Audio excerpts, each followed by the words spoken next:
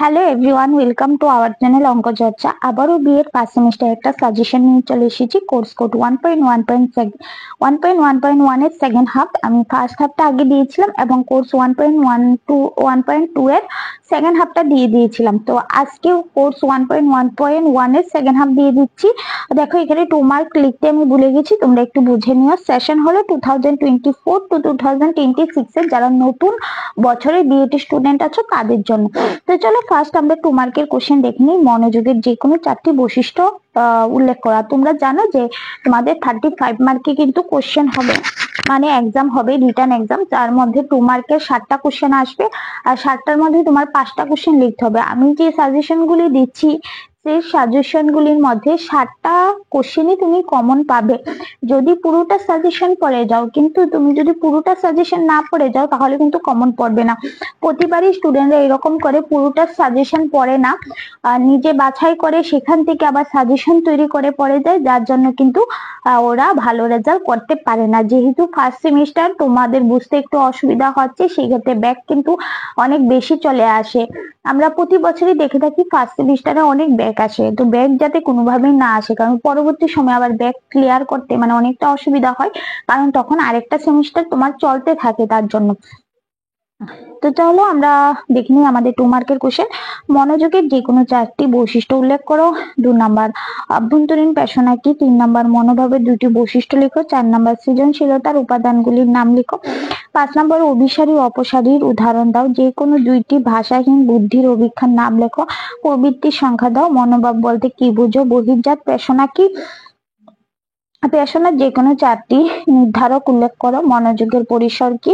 বুদ্ধাঙ্ক বলতে কি বোঝো। এই 12 নম্বর কোশ্চেনটা ভেরি একটা ইম্পর্টেন্ট কোশ্চেন, এটা থেকে অঙ্ক কিন্তু আসে পরীক্ষায়। 13 নম্বর কোশ্চেন সৃজনশীলতা কাকে বলে, এটা কিন্তু ইম্পর্টেন্ট আছে। পাক্ষবিক বুদ্ধি কি। শিক্ষাক্ষেত্রে পক্ষবের গুরুত্ব বিবৃতি করো। পেশনা ও তাড়নার মধ্যে পার্থক্য কি। নিয়ন্ত্রণ কেন্দ্র কাকে বলে। আত্ম উপলব্ধির চাহিদা কি। মনোযোগ আগ্রহ সম্পর্কে ব্যাখ্যা করো। মনোযোগ বলতে কি বোঝো। অর্জিত আগ্রহ কি। গার্ডেনার প্রস্তাবিত আন্তর্ব্যক্তিক বুদ্ধির ব্যাখ্যা লিখো। সক্ষমতা কি। অভ্যন্তরীণ পেশনা কি। কৌতূহল কি। দেন আমরা চলে যাচ্ছি আমাদের 5 মার্কের কোশ্চেন। এবার 5 মার্ক কোশ্চেনের থেকে তোমাদের 3টা কোশ্চেন লিখতে হবে। 5টা কোশ্চেন দেওয়া থাকবে, তার মধ্যে 3টা কোশ্চেন লিখতে হবে।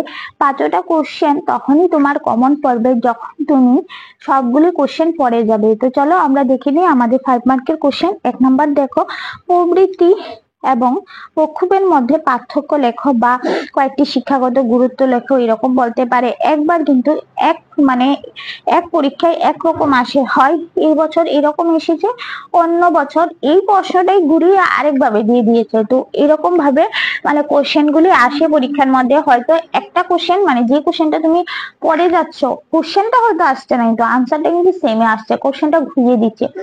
ভাবো একটা দিচ্ছে যে তোমার নাম কি, সেটা না দিয়ে বলছে যে তোমাকে বাড়িতে কি বলা হয়। অ্যাকচুয়ালি কিন্তু সেমই, রুলটা কিন্তু সেম, কিন্তু আনসার কিন্তু সেম, কিন্তু কোশ্চেনটা কি হয় ঘুরিয়ে ফিরিয়ে দেয়। এটা তোমরা জানো, যেহেতু বিএড একটা প্রফেশনাল কোর্স, সেক্ষেত্রে কিন্তু স্কুল কলেজের পরীক্ষার সাথে প্রফেশনাল কোর্সের পরীক্ষা মেলালে হবে না, দুইটা টোটালি আলাদা। তো যারা এখনো সিরিয়াস হওনি, সিরিয়াস হও প্লিজ, না হলে কিন্তু ব্যাক চলে আসবে। বারবার আমরা বলে থাকি, প্রতি বছর বলে থাকি। পরবর্তী দেখো আমরা চলে যাচ্ছি আমরা সেকেন্ড প্রশ্নে। বাহ্য নিয়ন্ত্রণ কেন্দ্র বলতে কি বুঝো। একজন শিক্ষক হিসাবে শ্রেণী কক্ষে এদের প্রয়োগ আলোচনা করো। পরবর্তী কোশ্চেনে আমরা চলে যাচ্ছি, সৃজনশীল শিক্ষার্থীদের কিভাবে শনাক্ত করবে।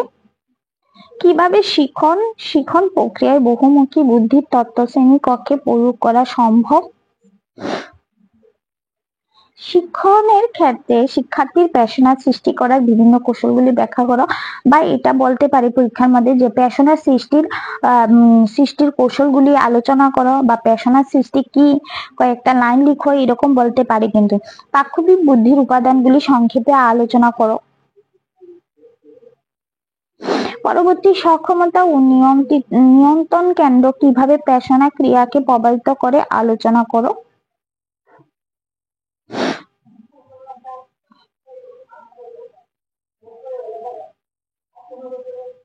পরবর্তী দেখো ঐচ্ছিক এবং অনৈচ্ছিক মনোযোগের মধ্যে উদাহরণ সহ পার্থক্য নির্ণয় করো। উদাহরণ সহ পার্থক্য নির্ণয় করো।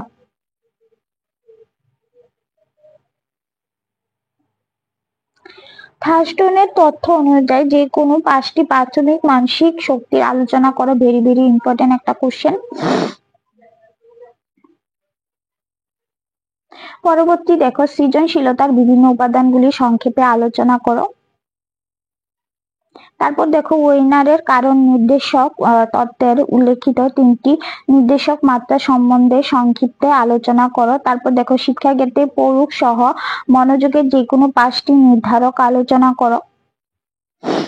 তারপর দেখো ভাষাগত বুদ্ধি অভিক্ষার উপর একটি সংক্ষিপ্ত টিকা লিখো।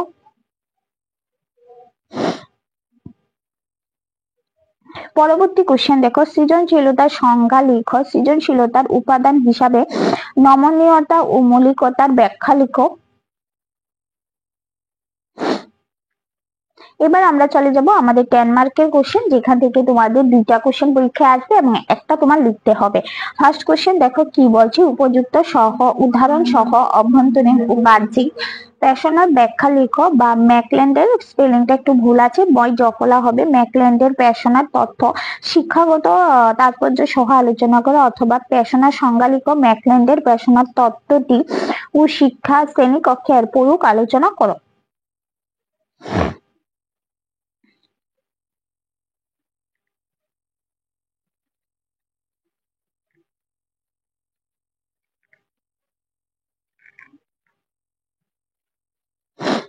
পরবর্তী 2 নাম্বার দেখো বুদ্ধির প্রকৃতি আলোচনা করে। যে কোনো একটি ভাষাযুক্ত বুদ্ধির অভিক্ষা বিস্তৃতভাবে আলোচনা করো।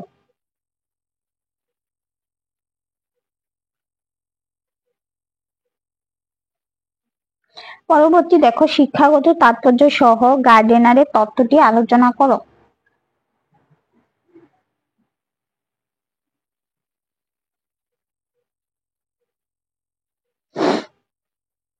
4 নাম্বার দেখো প্যাশনা প্রসঙ্গে উইনারের সাফল্য বা ব্যর্থতার কারণ আপেক্ষণ তথ্যটি বর্ণনা করো। উইনারের তত্ত্বের শিক্ষাগত গুরুত্ব আলোচনা করো। ভেরি ভেরি ইম্পর্টেন্ট কোশ্চেন এগুলি।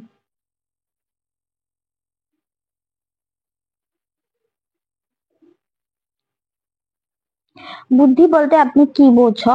SOI মডেলের প্রক্রিয়াগত মাত্রাটির ব্যাখ্যা লিখো। এই মডেলের 2টি শিক্ষাগত তাৎপর্যের বিবৃতি করো।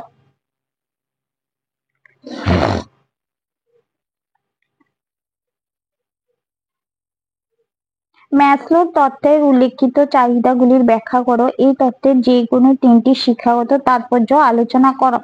দেখো আমি কিন্তু এখানে বক্স বানিয়ে দিয়েছি, এরকম ভাবে তোমরা বক্স বানিয়ে লিখে নেবে।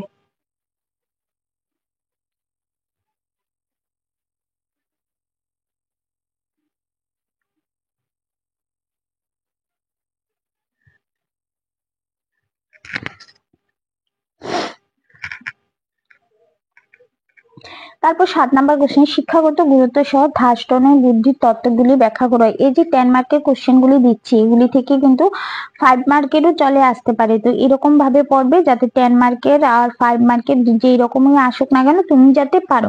তো চলো ভাই আজকে এখানেই রাখছি। Good night. পরবর্তী সময় আমরা আবার পরের কোর্সগুলি নিয়ে আসবো। যারা 3rd সেমিস্টারে আছো তোমরা অবশ্যই ওয়েট করো, তোমাদের জন্য সাজেশন রেডি করা হচ্ছে। 3rd সেমিস্টার পরীক্ষাটা যেহেতু একটু পরে আর 1st সেমিস্টারটা আগে হবে, তার জন্য 1st সেমিস্টার সাজেশন গুলি আগে দিয়ে দিচ্ছি। আর যারা 1st সেমিস্টারের নতুন স্টুডেন্ট, ওরা অ্যাকচুয়ালি বুঝতে পারছে না কি রকম পরীক্ষা হবে, কি রকম প্রশ্নপত্র হবে। তোমাদের তো জানা আছে, তোমরা 2টা সেমিস্টার দিয়ে এসেছো, তার জন্য তোমাদেরটা একটু পরে দিচ্ছি। তো তোমরা রাগ করবে না, আমি অবশ্যই তোমাদের জন্য নিয়ে আসবো। তো চলো ভাই আজকে এখানে রাখছি। ধন্যবাদ।